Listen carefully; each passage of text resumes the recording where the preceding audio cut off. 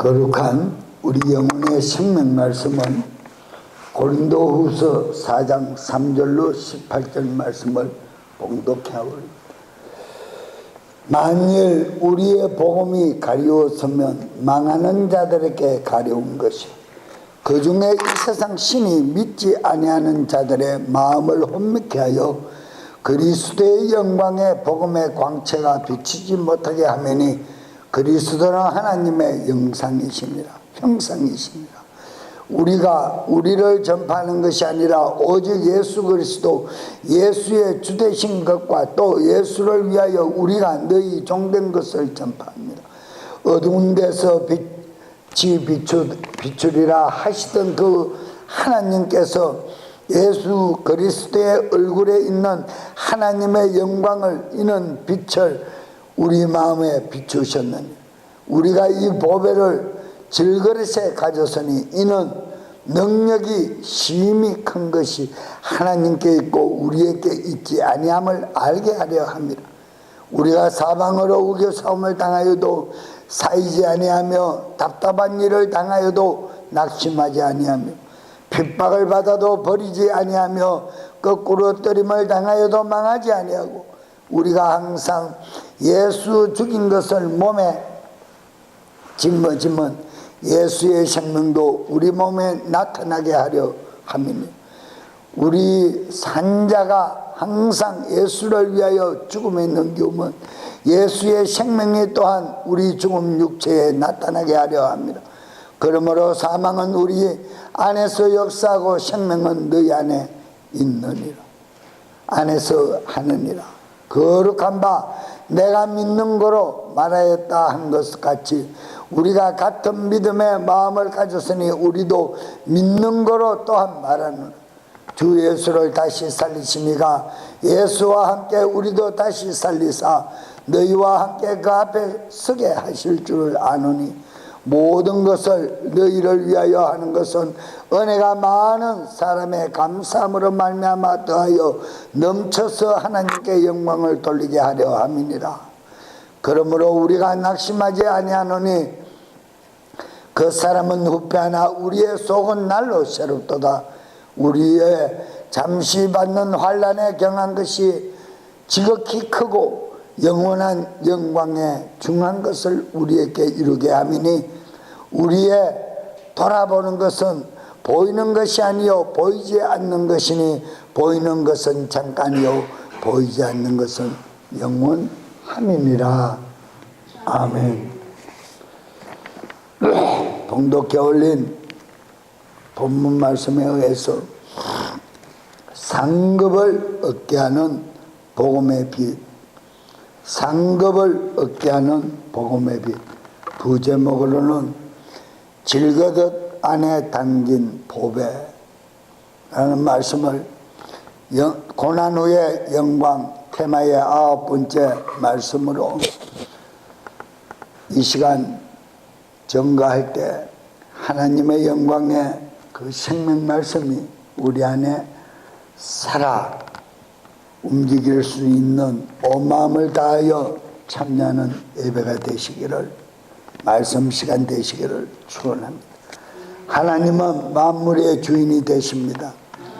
또한 우리 주 예수 그리스도께서 받으신 그 고난을 통하여 우리는 복음의 빛을 간직한 성도들이 되었습니다. 그래서 질그릇 안에 연약한 한 줌의 이 진토, 분토와 같은 이 흙덩어리 안에 하나님의 영광의 생명 말씀이 임하였으니 바로 하나님의 보배가 임하였다, 이렇게 말씀을 드립니다. 그래서 복음의 빛을 간직한 성도들에게는 상급이라는 것을 얻게 하는 고난도 되는 것이다. 고난도 되는 것이다. 왜냐? 생명의 말씀을 깨달아 그 말씀을 온전히 믿음으로 간직하고 그 진리를 전할 때 세상 임금이라 자칭하는 종교의 영들은 방해를 하고 핍박을 하게 되어 있습니다. 그런데 그 핍박과 모든 그 고난이 바로 우리 안에 복음의 보배로운 하나님 진리 말씀의 영광의 빛이 있기 때문이라 라고 요한복음 1장에서 말씀을 하고 있습니다. 예수님은 세상을 비추는 생명의 빛이라 그 빛을 세상의 어두움이 깨닫지 알지 못하더라 그랬습니다. 바로 우리 안에도 영광의 복음의 생명의 진리의 말씀이 그 빛이 있으면 어두움의 종교의 영들이 방해하고자 어떤 방해를 자신이 거룩한 하나님의 의의 열매를 맺지 못하게끔 또는 참빛의 복음을 전파하지 못하게끔 방해한다 그랬습니다.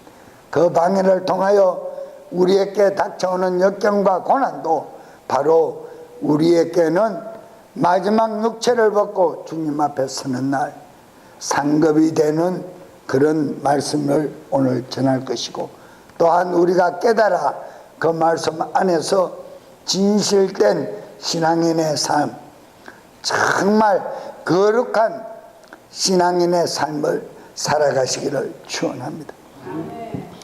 베드로전서 4장 14절의 말씀을 보면, 베드로전서 4장 14절 말씀을 보면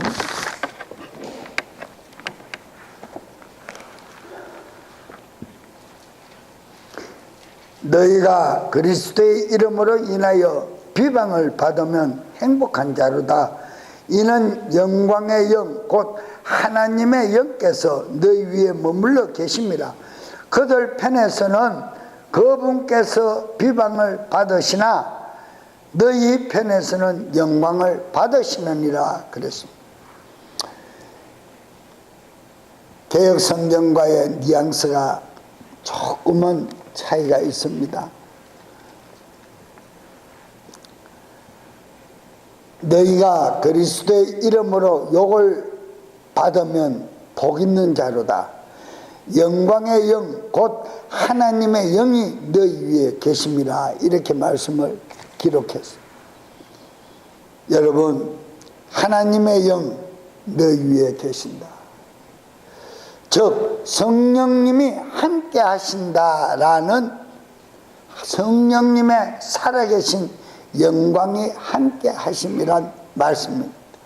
또 영존하는 영원한 생명의 진리의 빛의 영광이, 그 영광이 너희 안에 있고, 온전한 신앙인의 삶 속에서 환난, 고통, 절망, 위협, 위경에 빠져 갈 바를 몰라 목자 잃은 양같이 유리방랑한다 할지라도 정말 하나님의 영께서는 우리 안에 거하시고 우리 위에 거하시고 우리를 갈 바를 모르는 자를 온전한 길로 인도하고 계심을 말씀하고 있습니다.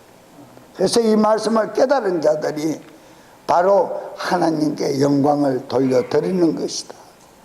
하나님께서는 이 말씀을 깨닫는 자들을 통하여 영광 받으시기를 원하심을 믿으십니까?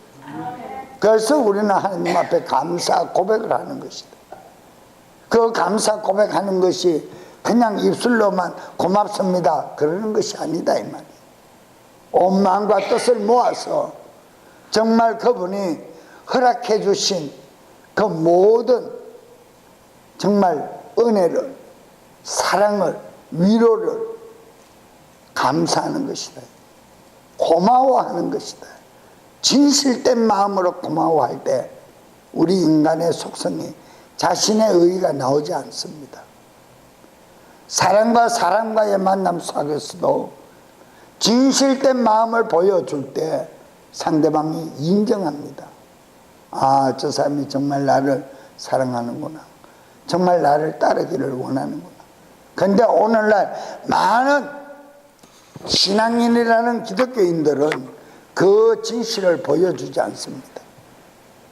목회자에게만 진실을 내어놓아라 그러지, 그 진실을 받은 것을 정말 신앙인이 그 진실을 목회자에게 돌리지도 아니하고 세상에 나아가서 빛의 역할도 하지 않는다. 그러니까 억울한 일을 당하는 것이 아니라 억울한 일을 당해도 이것이 억울한 일인지 무엇인지를 깨닫지 못하는, 미련하기 때문입니다. 우리는 사람과 사람 사이에서도 정직한 사귐이 있을 때 서로를 신뢰하고 서로의 중요한 것들을, 귀한 것들을 맡길 수가 있습니다. 제가 언제께도 말씀을 드렸지만 우리 한국에 같이 아파트 문화가 이루어지면서 참으로 살기 좋은 세상이 되었죠. 그런데 그 고층 아파트, 그 고급 빌라 같은 아파트에 산다 할지언정 옆 사람과 옆 사람이 누가 이사하고 누가 사는지 조차도 모르고 인사도 하지 않고 살아요. 그러는데 어느 날 옆집에서 아주머니가 와서 문을 두드립니다. 체인벨을 누릅니다. 주인 나옵니다. 아이고 누구 어머니 애기 이름을 압니다. 우리가 일주일간 어디로 여행을 갑니다. 우리 집에 혹시나 어떤 손님이 오나 또 혹시나 가스가 누출되지는 않나 가끔 한 번씩 문을 열고 확인해 주실 수 있겠습니까? 라고 키 문치를 맡깁니다. 서로 인사도 나누지 아니했던 사람이 깜짝 놀랍니다. 당황합니다. 이 사람이 어떻게 나를 정말 신뢰하고 자기 집에 무엇이 있는지, 귀한 것이 어떤 것이 있는지, 내가 어떤 마음을 가지고 그 귀한 것을 정말 어떻게 할지 조차도 생각하지 아니하고 나를 신뢰하고 키를 맡긴다. 집을 받으러. 상대방이 대단히 부담스럽죠. 부담스러운 마음은 잠시 잠깐이고 그 사람 마음속에는 야 그래도 내가 이웃 간에 인사는 하지 서로 만남은 없어서도 이웃 간에 정말 주고받는 그 끈끈한 정이 있었구나 하는 기쁨이 먼저 앞서지 않겠느냐. 그렇습니다. 오늘날 많은 성도들이 강대상에서 선포하는 말씀은 목사의 진실을 내어놓아라 그러면서 자신들은 진실을 보이지 않습니다. 자신들은 유익만 챙기려고 합니다. 그러니까 교회가 문제가 생깁니다. 서로 교통하지 못하니까 문제가 생깁니다. 그래서 계시록에 나오는 사도교회처럼 살아있으나 죽은 자들, 왜? 마음이 어두움에 깔려 있으니까. 살아있으나 죽은 자들. 오늘날 너무나 많은 신앙인들이 있습니다. 그러나 살아있으나 죽음을 만드는 정말 교회가 많습니다. 토해버리고 싶은 그런 교회가 많이 있다. 왜냐? 목회자가 생명의 진리의 말씀을 전해주지 못하고 성도들에게, 믿는 신자들에게 지시를 내놓아라. 그러니까 그럽니다. 그런 교회는 바로 세속주의적인, 인본주의 사상적인, 종교다원주의적인, 토해버리고 싶은 살아있으나 죽은 교회다. 저는 목회를 시작하면서부터 일찍이 의해 영원한 복음을 깨달아 성도의 마음이 무엇을 헤아리는 것을 알았기에, 영안을 열어주셨기에 저는 회개해라. 이 빛만이 영원한 생명의 빛이다 라고 지금까지 강조하고 주신 그 영감을 전하고 있는데도 그 빛을 받았다 하면서도 마음은 역시 이기주의로 자기 욕심에 가득 찬 생활을 하는 사람들이 너무 많다라는 겁니다. 여러분, 우리는 오늘 말씀 시간을 통하여 정말 하나님을 진실되게 깨달아 진실하신 그 하나님을 거룩함으로 섬길 수 있는 신앙인의 온전한 자세를 다시 한번 점검하고 갖추어 가시기를 바랍니다. 시편 50편 5절 말씀에 보면 환난 날에 나를 부르라 내가 너를 건지리니 내가 나를 영화롭게 하리라 그랬어요. 영화롭게 하리라. 환난 날에 어떤 위경에 처해서 하나님을 찾았습니다. 그런데 하나님께서 우리를 건지셨어요. 그 위경에서 구해내었어요. 그런데 하나님 말씀이 구해준 것으로 만족하지 말고 그 다음에 나에게 영화를 돌리라 그랬어요. 영광스럽게 감사 고백을 하라. 열매를 맺으라 그랬습니다. 베드로전서 4장 14절의 후반절의 말씀과 동일합니다. 감사를 돌리라 그럽니다. 그런데 그렇지 못합니다. 그래서 정말 말씀과 진리의 영으로 거듭난 성도라면 가난하게 사는 것도 저주입니다. 가난하게 사는 것도 대단한 하나님께서 보시기에는 저주입니다. 왜? 모든 만물을 축복했는데 그 축복을 누리지 못하고 지질이 공상으로 사는 것도 하나님의 가슴 아파하는 것이 아니라 물론 가슴 아프죠. 자식이 10명이 있어도 10손가락 깨물어 안 아픈 손가락이 없다라는 우리 한국 부모님들의 말씀처럼 어느 신앙인이 고통당하고 어느 신앙인이 정말 가난에 허덕이는데 불쌍히 안 여길 하나님이 어디 있겠습니까? 불쌍히 여기죠. 그러나 그것은 누구의 몫이에요? 신앙인들의 몫이에요. 말씀을 깨달아 온전한 거룩한 삶을 살지 못하고 깨달은 그 말씀대로 하나님 앞에 영광을 돌리지 못하니까 지혜가 없으니까 이기적인 검은 마음을 가지고 살아가니까 가난에 허덕일 수밖에 없는 거예요. 가난에 허덕이니까 남의 얘기가 귀에 쏙 들어오는 거예요. 달콤하게 들려오는 거예요. 이것이 사기인지 이것이 내가 사기를 치는 건지 이것이 내가 당하는 건지 이것이 내가 상대방에게 상처를 주는 건지조차도 분별이 안 되는 거예요. 왜? 우선 먹고 살아야 되겠으니까 구분이 안 되는 거예요. 너무너무 어리석은 자들이다. 하나님의 진리의 말씀은 세상을 이기고도 남음이 있는 권능의 말씀임을 확신합니까?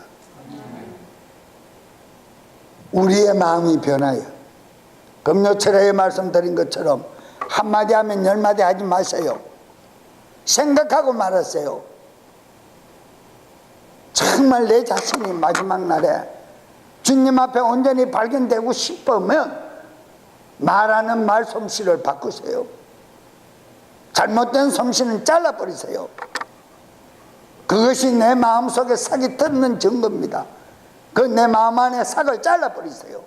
그래야 부패되지 않습니다. 아멘. 맞습니까? 아멘. 거룩함에 참여하시기를 원하십니까? 아멘. 하나님 앞에 영광 돌리시기를 원하십니까? 아멘. 내 마음이 비티하면 깨끗하지 못하고 어두우면 아무리 내가 하나님 앞에 영광을 돌립니다 해도 하나님 그 영광 받으시지 않아요. 감사 고백 받지 않는다 이 말입니다. 우리는 온 마음을 다해서 하나님 앞에 나아갈 때는 나아가는 그 마음에 시작하는 첫 발걸음을 떼어놓는 시작과 같은 그 마음에서 끝까지 그 마음을 간직해야 할 줄로 확신합니다. 고통 중에 나를 찾아라. 여호와 이래 예비하신 주님께서 나를 보호해 주신다고 분명히 시편 50편 5절에 말씀하고 계시잖아요. 그런데도 이기적인 삶을 위하여 간구하기만 원하지 진정한 진리의 말씀을 깨달아 마지막 날에 하나님 앞에 설 때 정말 거룩함에 참여하는 그 감사의 마음은 아랑곳 없지 않느냐. 나를 통하여 정말 주님은 영광을 받으시기를 원하나 내 마음이 거룩하지 못하니 허공을 외치는 메아리와 같은 소리로 불과하지 않느냐. 하나님은 거룩하십니다. 이 말씀을 다시 부연설교를 드리면 내 마음이 거룩하지 아니하고는 하나님과 교통할 수가 없어요. 이웃집 아주머니가 옆집 아주머니의 마음을 헤아리지 않았으면 어딘가에서 어린아이들 유치원에서나 학교에서나 그 아기의 엄마의 성품이나 행실을 들은 말이 없으면 덥석 그 키를 갖다 주고 맡기겠느냐. 집을 교통하는 마음이 있으니까 믿고 맡기는 거 아니냐 이거. 하나님께서 우리의 인류 가운데 당신을 내어주실 때는 믿고 내어주신 거 아니냐 이거. 어떤 믿음으로 구원받은 그 은혜의 감사를, 영원한 생명 얻기를 원하는 그 감사 고백을 돌릴 수 있는 자로 내가 처음 인간을 창조할 때, 지을 때 선한 양심을 지었기 때문에 진리의 영이 너희 안에 거하면 그 영으로 인도함을 받고 나에게 거룩함으로 고백하지 않겠느냐. 하나님은 그 마음을 아시는 거예요. 그래서 우리에게 이 말씀을 선포하시는 거예요. 영광을 돌리라. 세상 사람들은 그러잖아요. 이기적인 삶을 사는 사람들은 그러잖아요. 주었으면 그만이지 뭘 또 내놓으라 그러느냐고. 그 이기적인 삶이잖아요. 그런데 하나님은 주신 것에 대하여 감사하는 마음을 확정지어 보겠다라는 거야. 영광을 돌리라는 것은. 여러분, 다니엘서 6장 10절로 28절 말씀을 시간상 다 읽지 못하지만 말씀을 보면 다니엘이 어떤 위경에 처합니까? 왕의 의인이 지킨 조서에 명한 명령을 어기지 않습니까? 왜 어깁니까? 천상하지에 한 분뿐이신 그 하나님만을 의지하는, 신뢰하는 믿음을 가지고 있기 때문이다. 세상 임금 왕 따위는 아랑곳하지 않는다라는 거예요. 더더군다나 이방신을 섬기는 그런 왕들의 얘기는 듣고 싶지 않다라는 거예요. 그래서 어떡합니까? 그 조서에 명령된 명령문을 지키지 않습니다. 그 명령문은 다른 신에게 절하는 자는 참수하든지 사자굴에 집어넣는다 그랬습니다. 그런데 쪽문을 열고 작은 창문을 열고 예루살렘을 향하여 언젠가 내가 귀화할, 돌아갈 하나님의 전이 있는, 하나님을 모신 내 집으로 돌아갈 예루살렘 그 성전을 향하여 하루에 3번씩 기도하는 것을 보고 뭇방백들이 다니엘을 고소하지 않습니까? 왜 다니엘을 고소합니까? 다니엘은 지혜가 많은 사람입니다. 왕이 인정할 정도로 지혜가 많은 사람입니다. 즉 생명에 상급받을 복음의 빛의 지혜가 충만했던 것이다 이 말이에요. 그러니까 핍박을 받잖아요. 그렇지 않습니까? 멍청하게 살면 핍박받을 필요가 없죠. 자기 것만 간직하고 자기 이기주의로만 살면 핍박받을 필요가 없지요. 내가 부자라고 떠벌리지 않으면 강도가 절도가 도둑이 들어오지 않지요. 우리 집에 내가 부자다 그리고 만천의 공포를 하고 그러니까 강도가 들어오고 도둑이 들어오는 거죠. 내 것만 간직하고 있으면 도둑이 들어옵니까? 안 들어옵니다. 하나님의 영광의 생명의 빛을 만천하에 자기 안에 담긴 그 보배를 만천하에 누구를 통하여? 왕을 통하여 나타내 보이니까, 발산하니까 뭇방백들이 자기들의 직위가 위태로워지니까 시기에 질투를 해서 죽이고자 한다 이 말이에요. 하루 이틀도 아니고 매일같이 하나님의 성전을 향하여 기도하니까. 그런데 결국은 사자굴에 집어넣습니다. 다리오 왕이 탄식을 하면서 찾습니다. 내 친구 다니엘아, 다니엘. 사자굴에 집어넣는 순간 하나님께서는 당신의 거룩한 부리는 천사를 보내사 사자의 입을 쫙 벌려놓고 옷깃 하나 상하지 않게 했다. 다니엘이 사자굴에서 나왔습니다. 다리오 왕이 깜짝 놀랍니다. 그 왕의 왕대에 높은 직위를 가지고 군림하면서 고레스 왕까지 2대 왕의 정치를 도맡아 했던 놀라운 하나님의 영광의 축복 아래 머물렀던 사람. 그런데 다니엘이 결국은 감사합니다. 하나님 고맙습니다. 내 믿음 보셨지요? 그리고 끝났습니까? 더 열심히 기도하고 더 열심히 하나님의 지혜를 만천하에 공포했습니다. 결국은 그 무리들이 귀화하지 않습니까? 고국을 찾아가지 않습니까? 하나님의 음성이 정말 들렸던 시간을 기도했던 자들을 통하여 고국으로 돌아가지 않습니까? 오늘날 많은 성도들이 그렇게 합니다. 다니엘이니까, 다니엘이니까 믿음을 가지니까, 다니엘 같으니까 그렇게 하지요. 그러면 다니엘이라는 이름을 왜 가집니까? 이름에 영이 있습니다. 다니엘이라는 이름을 가졌으면 다니엘 같은 신앙인의 삶을 살아야 다니엘의 이름에 영이 역사할 수 있어요. 근데 오늘날 부르기 좋은 대로 그냥 요한, 요셉이, 다니엘이, 마태, 마가, 누가, 아브라함이 어떻고 사라가 어떻고 너무너무 영의 세계를 모르는 사람들이 하는. 여러분, 우리는 하나님께서 우리에게 허락한 무엇입니까? 신앙을 절대 팔아서는 안 됩니다. 오직 예수의 그 믿음으로 마지막 육신 번날 그날까지 재림신앙의 믿음으로 담대하게 현 세상으로부터 굴복당하지 마세요.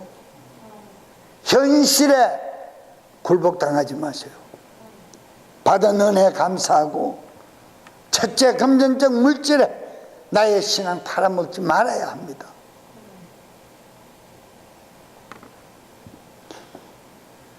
저 고마워해야 된다.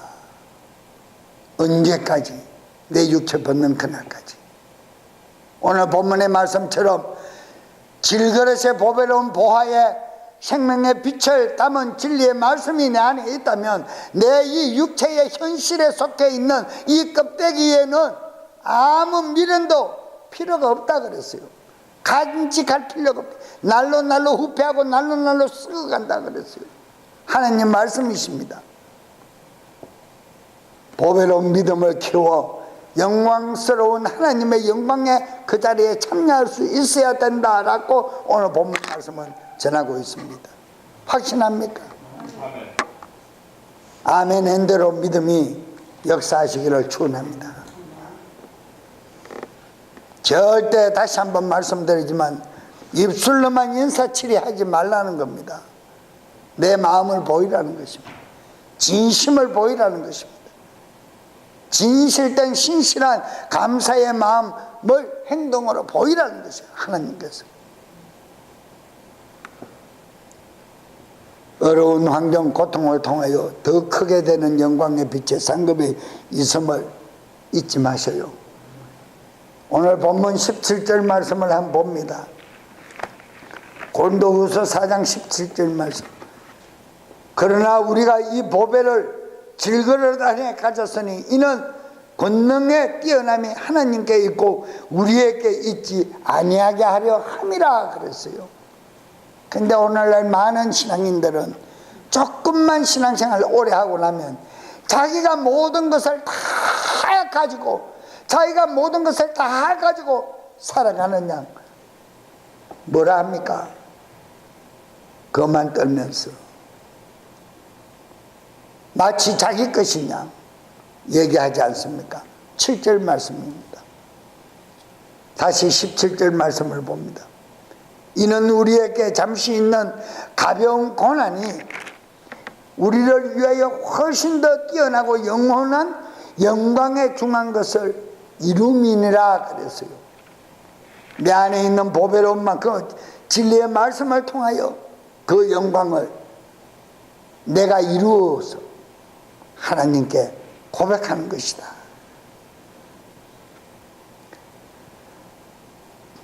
여러분,